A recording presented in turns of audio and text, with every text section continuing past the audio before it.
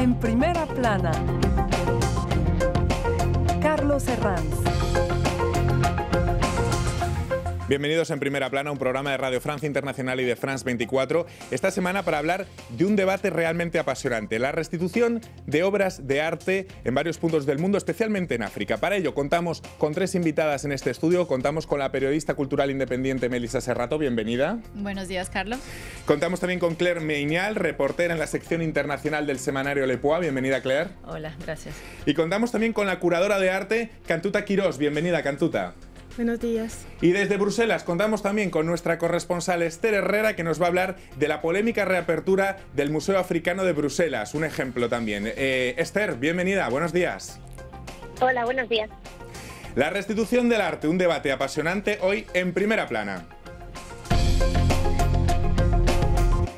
Y ha sido el presidente Emmanuel Macron quien ha relanzado este debate de la restitución de obras de arte expoliadas durante la época de la colonización. En diciembre anunció la restitución de varias piezas a varios países de África. Dijo que era una prioridad de su quinquenio y abre un debate que afecta a varias instituciones museísticas muy importantes de Europa. Aquí en Francia el Museo Branly, pero también al Museo Británico en Reino Unido o al Humboldt Forum en Berlín. Recordemos que el 90% del arte africano está fuera del continente africano. Vamos a ver en qué condiciones se pueden producir las restituciones y por qué este debate es tan polémico. Antes, analicemos algunas portadas de la prensa. Por ejemplo, portadas como la de Liberación, arte africano expoliado, la hora de la restitución. Dice el rotativo que el informe que maneja el gobierno francés planea diferentes escenarios de restitución. También el católico La Croix ha hecho referencia a este asunto con el titular El camino de vuelta.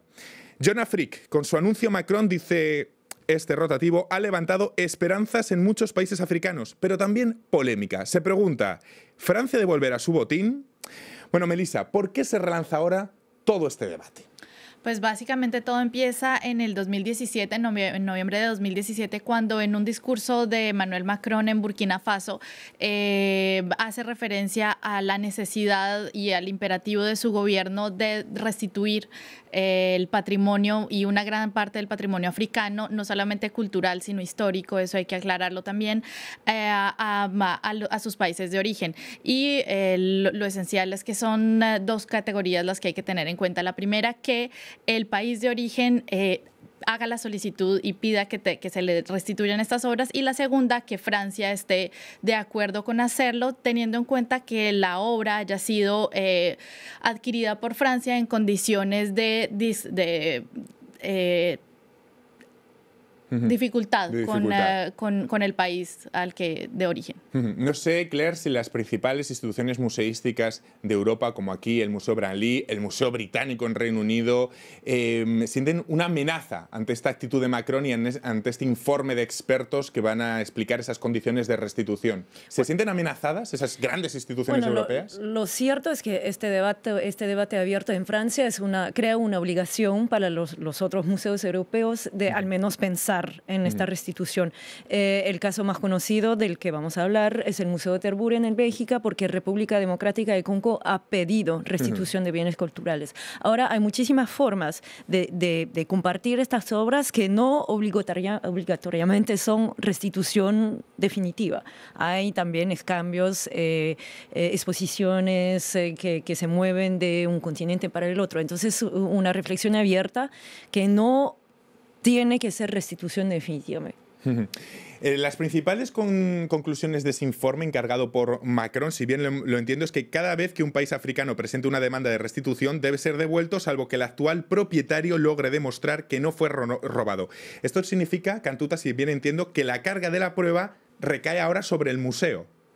Bueno, hay dos cosas, creo. En el reporte de Savoy, Elwin Starr y Bénédicte Savoy, que son los dos expertos que han encargado el informe, sí. Preconizan dos cosas: un cambio de la ley, una excepción vinculado a los objetos robados durante la colonización, y una excepción al principio de inalienabilidad.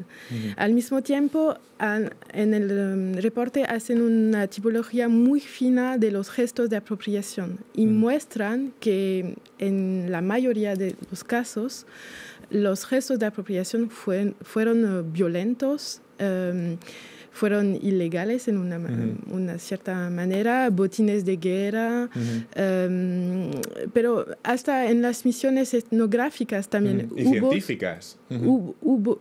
Hubo gestos violentos. Entonces, ellos hacen esa tipología muy fina y preconizan en cada caso cómo y qué el museo tiene que hacer. Por ejemplo, en el Museo del Quai Branly se apoyaron en un inventario muy preciso y el reporte preconiza cada caso una actitud particular. Entonces tendríamos que ir caso por caso con inventarios de cada uno de los países que hiciera una demanda, si bien entiendo. Melissa. Claro, cada caso va a ser totalmente particular porque, como bien lo explicabas tú hace un momento, no es lo mismo una pieza que haya sido saqueada durante una guerra o durante un conflicto, mientras que es diferente una pieza que ha sido tomada para ser investigada. Por ejemplo, es el caso de muchas obras también que hacen parte del patrimonio arqueológico, religioso e incluso artístico, y que fueron tomadas de allí precisamente para estudiar, digamos, esta cultura, para enterarse acerca de cómo funcionaba la cultura, mientras que otra cosa muy distinta son las que han sido tomadas como botín de guerra, y eso cambia claramente el contexto. Claire, quería añadir una cosa más. Respecto, el origen de muchas piezas no es nada misterioso. O sea, por ejemplo, en el Quai Branly del que hablabas tú, muchas obras de Benín tienen la mención don du general Dodds, o sea, donación del general Dodds, que era el general franco-senegalés que llevó el saqueo de la ciudad mayor, que era Abomey, en el 1892. O sea, esto es oficial, se sabe totalmente, y es lo que enfurece también a los benineses. Ahora nos comentas un poco más sobre el caso de Benín que has reportajeado sobre terreno, pero me voy a ir en este punto a Bruselas. Antes comentaba Claire el caso del Museo Africano de Bruselas, que acaba de reabrir sus puertas tras 5 años de renovaciones. Nuestra corresponsal Esther Herrera nos va a contar un poco este polémico caso, porque tengo entendido que era un museo hasta ahora muy poco crítico con el pasado colonial. Esther, buenos días, cuéntanos. Buenos días, así Carlos, como comentabas, hasta hace 5 años el conocido como Museo Real de África Central, que se reabrió el pasado diciembre, tenía estatuas que aseguraban, por ejemplo, que Bélgica llevó la civilización al Congo, letreros sobre la buena obra de los misioneros que fueron al país. Había cosas que no habían cambiado prácticamente nada desde principios del siglo XX. Así que ahora el museo quiere ofrecer una imagen mucho más moderna, con nuevo nombre. Ahora se llama African Museum, habla mucho más de la riqueza lingüística del continente, del arte, de la cultura. No se obvia, por supuesto, el colonialismo, pero es mucho más crítico. No se olvida de que hubo muchas muertes durante el reinado de Leopoldo II a finales del siglo XIX, al que se le atribuyen unos 5 millones de muertes a causa de los trabajos de la extracción del caucho en el país, cuando el Congo fue colonia belga. Ahora lo que se intenta, en definitiva, es mostrar la colección más amplia del mundo sobre el continente africano, sin dejar de ser crítico con el pasado. Sí, Esther, vemos aquí en Francia, Macron ha relanzado todo este debate. No sé si en Bélgica este debate está en los medios, el debate de la restitución, si está en la opinión pública. Sí, la verdad es que sí, pero hay que tener también mucho en cuenta que el debate de la restitución de obras también está muy ligado también al propio examen de conciencia que está atravesando actualmente la sociedad belga desde los últimos años a causa de su pasado colonial, sobre el papel que tuvo el país en el Congo. De hecho, en los años 70 ya se devolvieron algunas obras, pero que no acabaron finalmente en ningún museo, sino acabaron finalmente en colecciones privadas. Ahora se ha vuelto a reabrir este tema a raíz del debate que ha realizado el presidente Macron, y especialmente porque el Congo tiene previsto abrir su propio museo nacional el próximo verano, pero las dificultades políticas que atraviesa ahora mismo el país puede dificultar esta restitución. Pues muchísimas gracias, Esther Herrera, desde Bruselas, nuestra corresponsal. Otro caso que conocemos bien es el de Benín, lo conoce mi compañera Claire, que ha reportajeado sobre terreno, porque es el único país, Benín, que ha presentado oficialmente una demanda para esa restitución de arte. ¿En qué condiciones está Benín, está el país ahora mismo? El país está bien, o sea, tiene sus desafíos, pero es una democracia que funciona bien. No se puede decir lo mismo de otros países que están en el informe.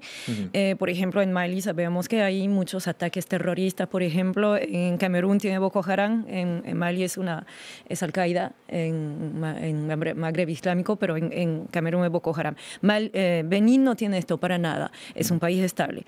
Pero la pregunta es el estado de los museos nacionales de momento y lo que se ve de momento es que estos museos públicos no tienen capacidad suficiente, es lo que dicen los críticos incluso de Benín sobre la restitución. Claro, es que hay varios factores, Cantuta, por ejemplo, la situación, la calidad de los museos africanos, la estabilidad de los propios países africanos. Me imagino que habrá que ir caso por caso estudiando en qué condiciones se encuentran esos países, ¿no? Por pura responsabilidad de la restitución. Es lo que preconiza el reporte, también es acuerdos bipartidarios y una cooperación entre las instituciones. Y me parece que es bastante importante ese punto del reporte, es construir también nuevas relaciones, poder intercambiar modos de saber, también expertise de cada experto, y entonces es como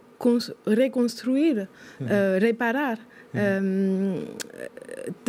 tener cuidado también del otro y es eso, todo ese proceso de reparación de la memoria y hacia un nuevo futuro y de relaciones más simétricas entre las dos partes. Estamos centrándonos mucho en África, pero también hay casos de América Latina. Por ejemplo, el Moai, la estatua de piedra monolítica de la isla de Pascua, robada en 1868 y que está en el Museo Británico. Creo que la comunidad Rapa Nui ha escrito incluso una carta a la reina Isabel II, Melissa, para explicarle que no es una pieza de exhibición. Incluso han propuesto regalar al Museo Británico una réplica. Creo que también hay otros casos en América Latina, para no centrarnos tanto en África. Por supuesto, pero lo importante de esta medida que ha adoptado Macron es que puede ser ejemplarificante para otros museos y para otros países, por supuesto. De allí a que lleguen a aplicarla, claro, estamos en el largo debate. Un caso, por ejemplo, que es muy claro en Colombia es el de 32 estatuas del Parque Arqueológico de San Agustín. Son 32 estatuas de carácter funerario que no se puede decir que fueron robadas como tal del país y de la región del Huila en donde fueron construidas y creadas, sino que fueron sacadas, ese es el término que habitualmente se utiliza, por un arqueólogo alemán que fue a hacer estudios de la cultura precisamente que allí se estaba desarrollando.